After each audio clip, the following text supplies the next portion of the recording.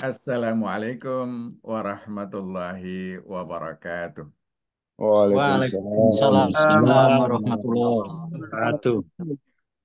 Alhamdulillahirabbil alamin. Assalatu wassalamu ala asyrafil anbiya'i wal mursalin Muhammadin wa ala alihi wa sahbihi ajmain. Amma ba'd, Bapak Ibu, saudara-saudara sekalian, segenap partisipan Golden Habit Forum, rahimakumullah. Alhamdulillah, kita di pagi ini bisa bertemu kembali pada episode yang ke-156. Topik kita tentang bicara baik dengan senyum, masih melanjutkan topik sebelumnya. Saya bersyukur meskipun hari ini saya hanya sharing tautan di grup Golden Habit Forum Info, tapi yang hadir tetap cukup banyak ya. Dan tadi begitu membuka Zoom sebelum jam 6 waktu tengah, ini dari Papua sudah ada 2 orang yang ada di layar ya. Prof. Partino dengan Pak Kamaludin, ya. Prof. Partino dari Papua, dari Jayapura, ya. Pak Kamaludin dari Sorong.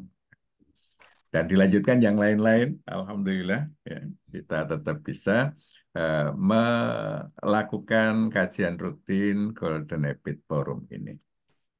Baik, Bapak-Ibu sekalian, bicara baik merupakan indikator seorang mukmin. Karena Rasulullah Sallallahu Alaihi Wasallam bersabda, "Mangkana yu'minu billahi wal yaumil akhir, fal yakul khairan, au liyasmut." Barang siapa yang beriman kepada Allah dan hari akhir, hendaklah berbicara baik atau diam. Jadi pilihannya bagi orang mukmin itu bicaranya harus baik.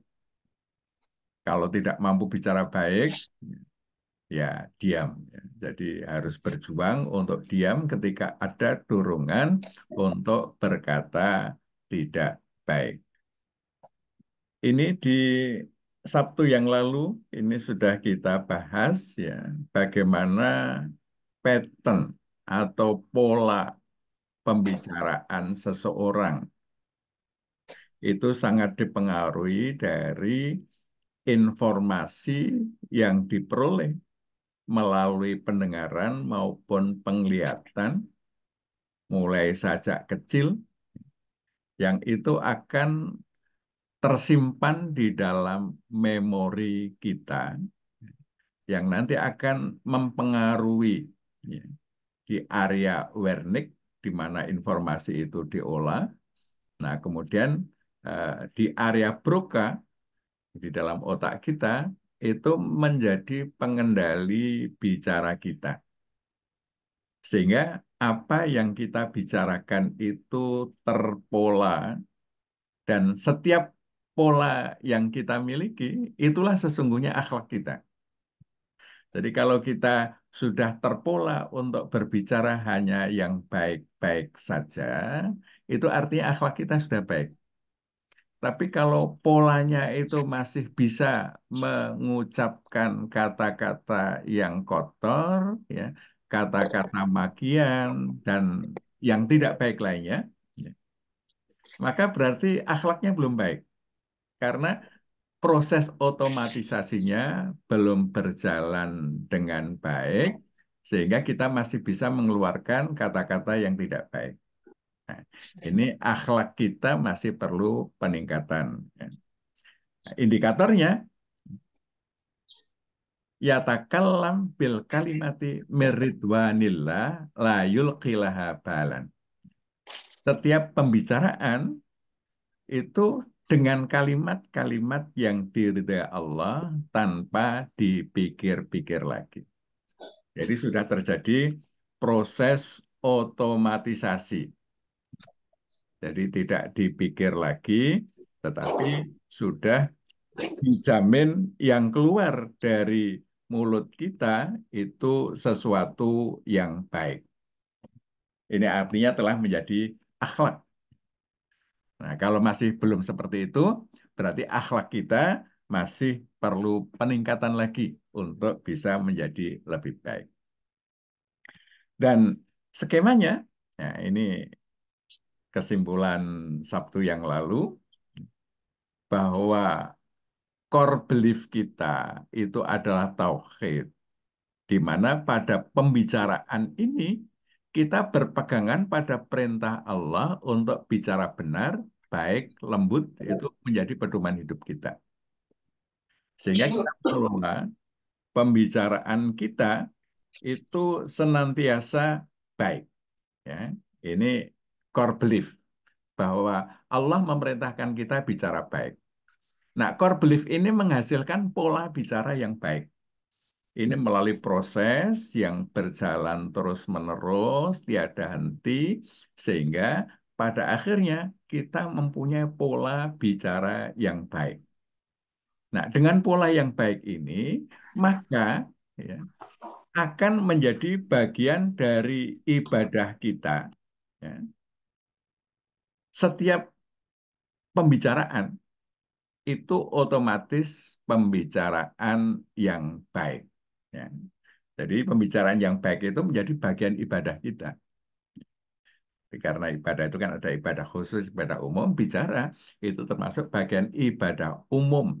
Ya. Ini pola yang kita mesti bangun sehingga konstruksi batin kita itu menjamin proses yang akan dikeluarkan lewat mulut kita, lewat lisan kita, itu selalu yang baik-baik saja. Ini polanya. Ya. Berangkat dari keyakinan Allah ya, memerintahkan kita berbicara baik, kemudian kita kembangkan itu menjadi akhlak kita, sehingga prosesor yang ada di dalam memori otak kita itu hanya bisa memproses pembicaraan yang baik yang bisa keluar dari mulut kita, dan itu nanti aktualisasinya pada bicara kita. Nah, ketika sudah bicara, itu di situ ada adab, ya. Tetapi adab ini menjamin, ya, kalau kita beradab Islami, itu menjamin bahwa apa yang kita bicarakan itu termasuk dari ibadah. Sehingga firman Allah, ya, wa ma khalaqtul jinna wal insa illa liya'budun, ya, ini bisa kita aktualisasikan pada pada semua pembicaraan kita itu adalah bagian dari ibadah kita kepada Allah Subhanahu wa taala. Nah, selanjutnya adalah bahwa di antara bicara baik itu kita diperintahkan untuk apa? Untuk menghiasi dengan senyum. Ini ada hadis yang menarik ya dari Ummi Darda. Ya. Dia berkata, karena Abu Darda la yuhadditsu bihaditsin illa tabassama fih. Adalah Abu Darda tidak membicarakan sesuatu pembicaraan kecuali sambil tersenyum. Fakultu lahu inni ahsya ayu hammiko kannas. Aku khawatir orang-orang akan menganggap kamu pandir. Fakal, ya, maka Abu Darda berkata, karena Rasulullah Sallallahu Alaihi Wasallam la yuhaditsu bihaditsin illa tabassam. Ketahuilah bahwa tidaklah Rasulullah Sallallahu Alaihi Wasallam membicarakan sesuatu kecuali beliau tersenyum. Jadi Rasulullah, ya, ini menurut apa apa yang disampaikan Abu Darda, selalu tersenyum ketika berbicara. Ini dari Jarir radhiyallahu anhu berkata, Nabi Shallallahu Alaihi Wasallam tidak pernah melarangku untuk bertemu beliau semenjak aku masuk Islam. Dan tidaklah beliau melihat aku, melainkan beliau tersenyum ke wajahku. Ini hadis riwayat Bukhari. Ya. Di samping itu Rasulullah juga bersabda, La tahkironna syai'an minal ma'ruf wa antukallima akhaka wa anta mumbasitun ilaihi wajhuka. Inna dzalika minal ma'ruf. Janganlah engkau remehkan perkara ma'ruf, berbicaralah kepada saudaramu dengan wajah yang penuh senyum dan berseri. Sebab itu bagian dari perkara yang ma'ruf. Ini hadis riwayat Abu Daud. Nah, Bapak Ibu dan saudara sekalian, ternyata berbicara yang dihiasi dengan senyum yang tulus itu menjadi pembicaraan yang menyenangkan bagi teman bicara kita. Jadi kalau kita bicara sambil tersenyum, itu yang diajak bicara itu juga senang. Dan kita pun ya, akan merasa nyaman bila berada di tengah-tengah orang yang murah senyum. Jadi hidup ini terasa begitu damai dan orang pasti senang berlama-lama di antara mereka. Jadi antara orang-orang tersenyum itu menimbulkan kegembiraan. Maka banyak layanan-layanan publik itu yang mensyaratkan senyum. Ya. Salam, sapa, senyum. Ya, ini ini apa namanya? Kayaknya sudah menjadi standar bagi layanan yang ingin memberikan kesenangan kepada mereka yang menjadi pelanggannya. Nah, ternyata para ahli juga melakukan penelitian-penelitian tentang senyum ini ya. Ini Profesor Hirumi Sinja, ini seorang dokter ya, dokter ahli gastroenterologi di New York. Ya. Beliau menulis The Enzyme Factor. Ya. The Enzyme Factor. Ya. Beliau menyatakan senyum, rasa bahagia, rasa senang menstimulasi enzim yang bertanggung jawab atas kesehatan sel-sel tubuh yang pada akhirnya dapat mendorong kesehatan tubuh seseorang. Ini menstimulasi enzim. Jadi dalam tubuh kita itu sebenarnya ada enzim yang ikut bertanggung jawab di dalam proses tubuh kita. Ketika kita masih muda, enzimnya lengkap. Sehingga semua proses yang ada dalam tubuh kita berjalan sempurna. Semakin tua, enzim-enzim ini semakin habis, ya, semakin berkurang. Dan berkurangnya ini banyak dikuras oleh apa? Oleh pola makan antara lain. Ya, pola makan yang junk food, ya, yang kurang alami, itu banyak menguras enzim yang kita miliki. Nah, ternyata senyum ini menstimulasi enzim-enzim, terutama yang bertanggung jawab atas kesehatan sel-sel tubuh, yang pada akhirnya dapat mendorong kesehatan tubuh seseorang. Ada hormon-hormon tubuh yang pengeluarnya bergantung suasana hati. Ada adrenalin, itu diproduksi ketika takut. Ada noradrenalin, diproduksi ketika cemas, ya, stres, marah. Ada beta endorfin, itu diproduksi ketika menghadapi segala sesuatu dengan senyum dan pikiran positif. Nah, beta endorfin ini punya pengaruh yang luar biasa. Ini disebut juga dengan hormon kebahagiaan. Di samping itu, ini seorang dokter Jepang ya, Dokter Shigeo Haruyama. Buku beliau The Miracle of Endorphin ini banyak ada di toko buku, banyak ini ya. Terjemahnya, edisi terjemahnya sudah ada. ketika kita tersenyum dan menerima segala peristiwa secara positif, beta endorfin akan dikeluarkan. Hormon ini menjaga kita awet muda, meningkatkan daya tahan tubuh, mempertahankan kegembiraan, suasana hati, dan mencegah kanker. Nah, luar biasa Bapak sekalian ini ya, pengaruh tersenyum.